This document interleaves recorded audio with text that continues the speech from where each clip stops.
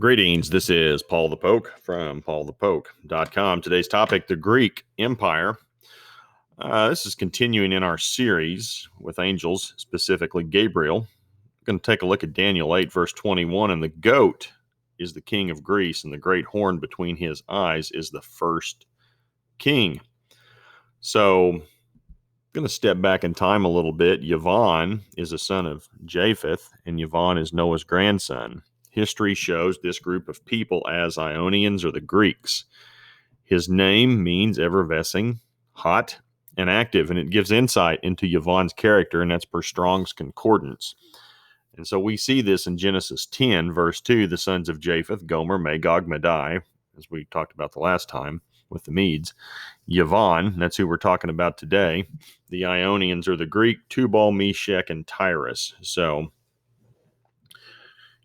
coming from Japheth, we have what is Russia, Turkey, Iran, Greece, pretty much remainder of Turkey. So we're going to focus on the goat, Yavon, and Gabriel describes the goat as shaggy or saw-ear.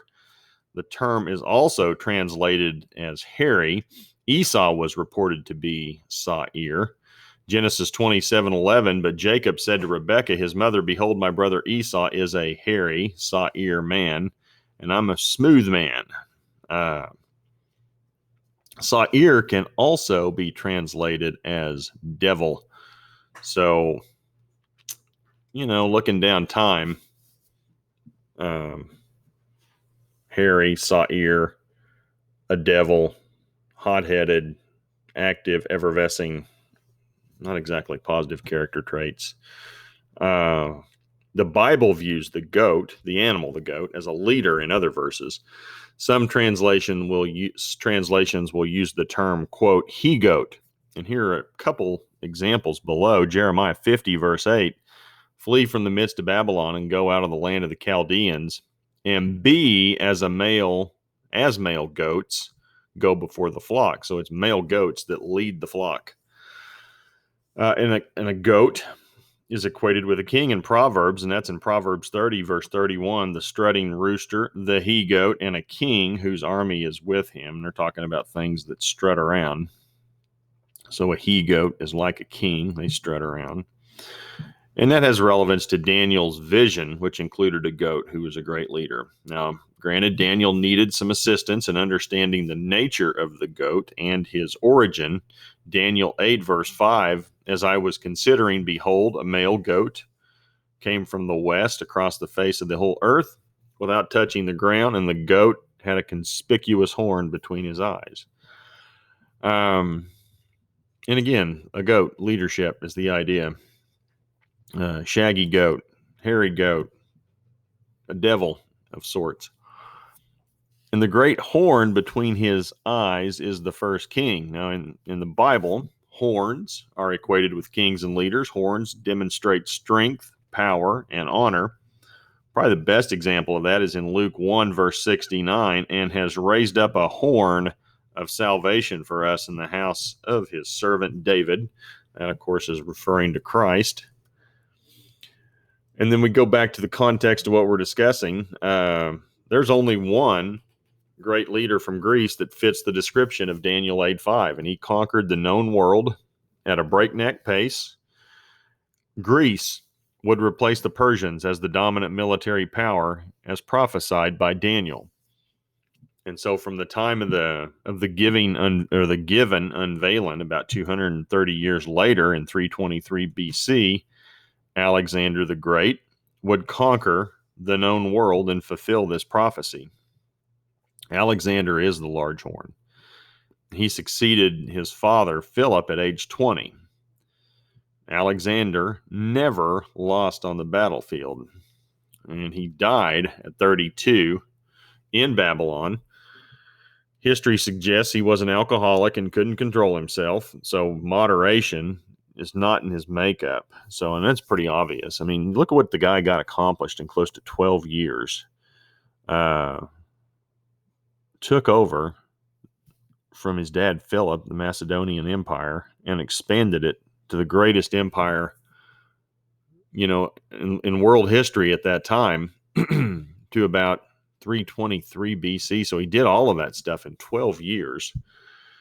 It wasn't like he had automatic weapons. I mean, this was horseback, animals, elephants, spears, javelins, knives, swords, etc.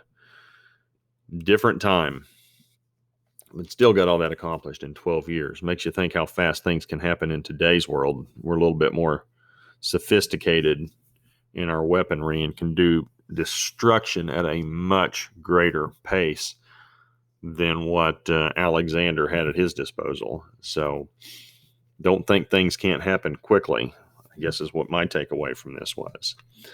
And then it goes on further. Well, I'll close too with Alexander, essentially was the expression of his forefather Yvonne, effervescing, hot, and active. I mean, that describes Alexander's temperament.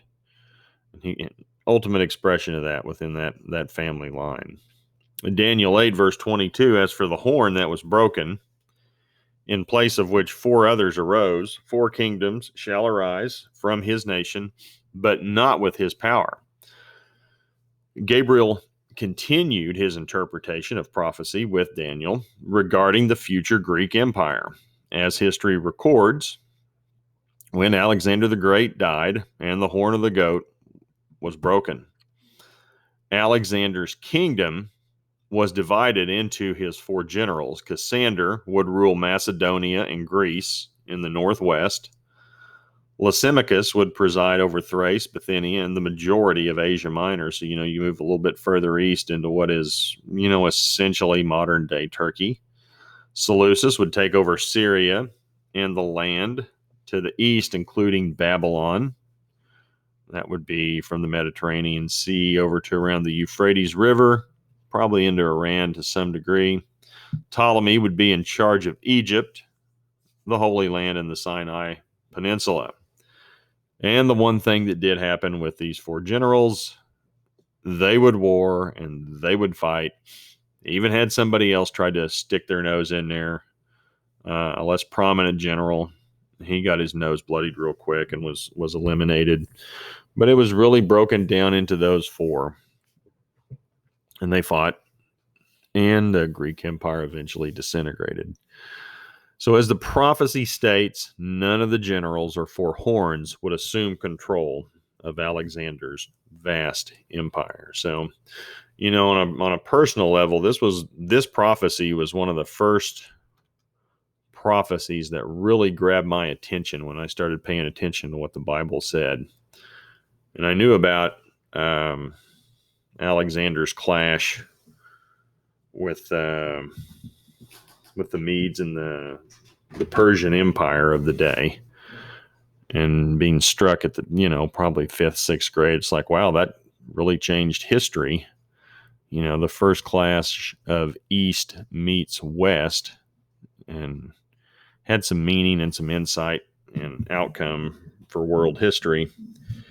And then to realize that was predicted and that was prophesied by Daniel, that was something that kind of got me hooked on prophecy. So always found this to be fascinating. And then where it goes next, Gabriel's going to tell Daniel about a little horn that's coming our way. And we'll take some time and take a look at this guy. I think we need to be looking for somebody with these character traits, especially in our world today. So appreciate you guys following along. Please feel free to share with others at PaulthePoke.com. If you are interested, you can click on the blue bar. Sometime there is a gray box. Type your email address in and forward you an email every time something is posted. And this will be posted under the category of angels. We've got a pretty good series going on angels right now. The main focus is what Gabriel discussed with Daniel in the Old Testament. So he lays out Israel's history. Oh gosh, 500 years before Christ through the end of the age. And here we are, 2,500 years later. We can see some of this stuff rounding into shape here in the early 21st century. So it's been a while, but it's kind of taken shape. We'll keep a close eye on it. Appreciate you guys following along. Take care. Have a great day. Bye.